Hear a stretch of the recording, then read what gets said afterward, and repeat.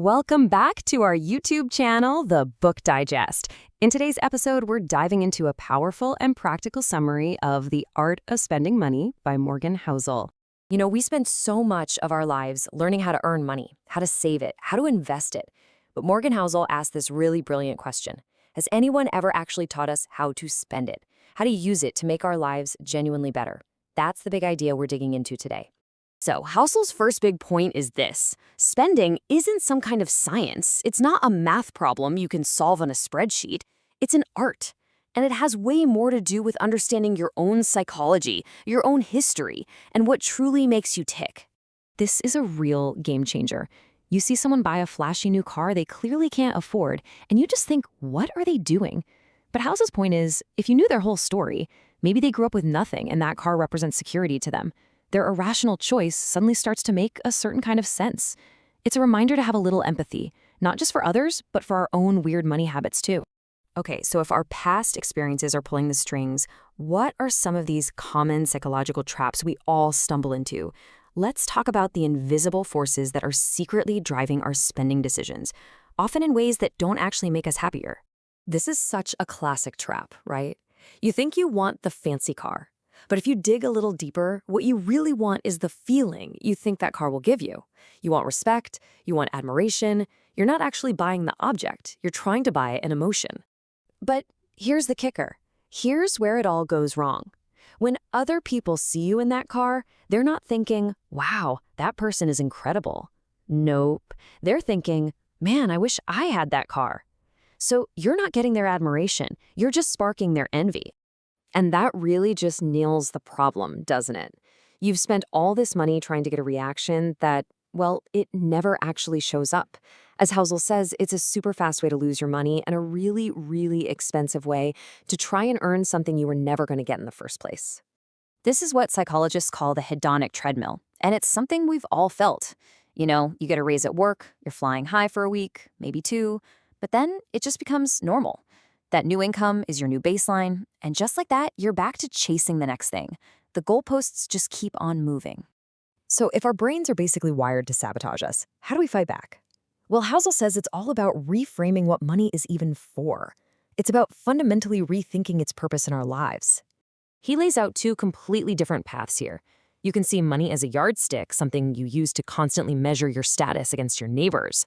Or you can see it as a tool, something you use to build a life with more freedom, more options, more autonomy. One path is a recipe for anxiety. The other is the path to real wealth. And that really gets to the core of it, because the ultimate luxury money can buy, it's not a fancy watch or a giant house. It's control. It's the ability to wake up in the morning and say, I can do whatever I want today. That is what real wealth is. I love how he frames this. Think about it. Every single dollar you save isn't just a number on a screen. You're literally buying a little piece of your own freedom. You're buying the ability to say no to a job you hate, to take a chance on a new business, or to handle a medical emergency without a complete meltdown. That kind of flexibility, you can't put a price on that. All right, so we get the theory. Use money as a tool for freedom. But how do we actually do that day to day? Let's get into the practical philosophy of how to spend wisely. And here's a really powerful question Housel wants you to ask yourself before any big purchase. Could this thing actually make my life worse? It sounds simple, but it's a fantastic check against buying new problems for yourself. He calls this negative returns, and it's brilliant. You think you're buying a boat, but you're really buying weekends spent on maintenance. You think you're buying a vacation home, but you're actually buying a whole new set of bills and stress. You're buying obligations, not joy. So, how do you find the things that do bring you joy? Housel suggests this super simple two-step process. First, cast a wide net. Try lots of different things you're curious about. Experiences, hobbies, whatever. That's your wide funnel. But then, and this is the important part, you need a tight filter. Pay super close attention to what actually makes you feel good, and be ruthless about cutting out the stuff that doesn't. And all of this kind of builds to this final, really important mindset shift about what a rich life even means, because it has way less to do with your bank statement than you might think. A powerful way to guide your spending is just to think about your future self. Ask, what will 80-year-old me regret more? And the research on this is so clear.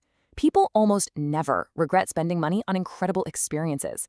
What they regret are the memories they didn't make. You know, at the end of the day, just hoarding money is its own kind of prison. There's no trophy for dying with the biggest bank account. The real win, the whole point, is to use your money to build a life that feels rich to you, not just one that looks rich to everybody else. And that leaves us with the one big question that Housel wants us to constantly ask ourselves, a sort of gut check for our finances. Is your money making your spreadsheets happy? Or is it making you happy?